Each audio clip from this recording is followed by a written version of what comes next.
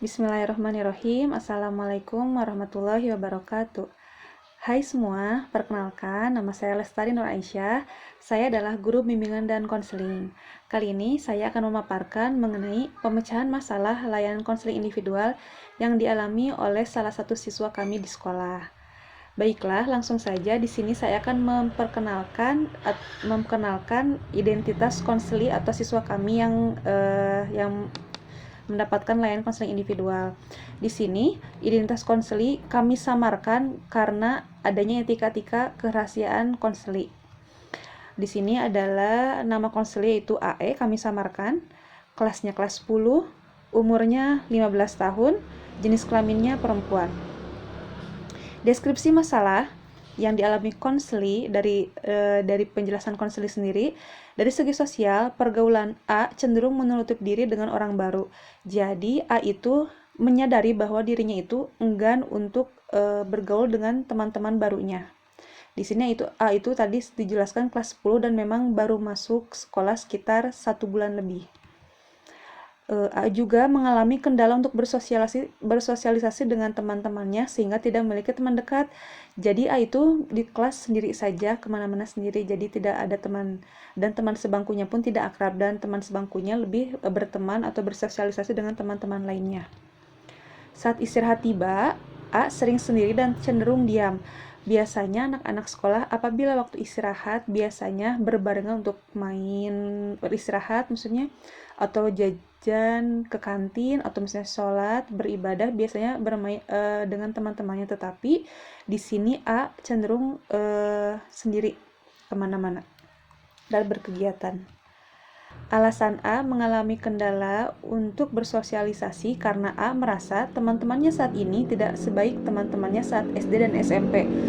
Jadi A itu sering membandingkan teman-temannya waktu SD dan SMP. Katanya teman SD dan SMP-nya itu mudah bergaul, sering menanya, sering mengajak dia ke kantin, beribadah, tetapi teman SMK-nya berbeda.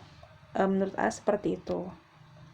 Kerangka kerja teoritik, dalam konseling ini saya mencoba menggunakan terapi realitas. Terapi realitas merupakan suatu sistem yang difokuskan pada tingkah laku saat ini atau sekarang. Pendekatan yang dikembangkan oleh William Glasser ini lebih menekankan masa ini.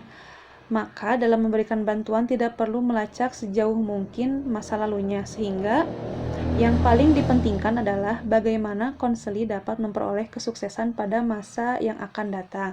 Jadi maksudnya bukan berarti yang masa lalunya itu dilupakan, tidak, diterima, oke, sudah selesai masa lalu, dan lebih terapi realitas ini menekankan apa yang harus saya lakukan pada saat ini dan masa yang akan datang.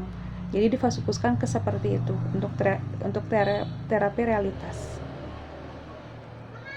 Diagnosisnya, konseli belum bisa menerima keadaan teman-teman barunya dan masih membandingkan dengan teman terdahulu yaitu teman SD dan SMP. Tujuan konselingnya, mendorong konseli menemukan kebutuhannya. Jadi konseli itu saat ini membutuhkan apa, sosialisasinya untuk dirinya, apa yang dia butuhkan. Yang kedua adalah dapat berdamai dengan keadaan. Jadi karena saat ini bukanlah teman SD dan SMP-nya, melainkan teman SMK-nya, apa yang harus dia lakukan untuk membuat dia nyaman dan dapat bersosialisasi seperti teman-temannya saat terdahulu. Karena dipastikan teman-teman SD dan SMP-nya pun sebetulnya dia pasti bersosialisasi juga, beradaptasi juga. Nah sekarang pun dia harus melakukan untuk beradaptasi. Nah apa yang harus dia lakukan untuk beradaptasi tersebut dan membuat rencana dan komitmen perilaku. Hasil layanan yang dicapai setelah konseling yang dilakukan, konseli dapat membuat kontrak dengan konselor dan membuat kegiatan baru sesuai dengan apa yang diinginkan konseli.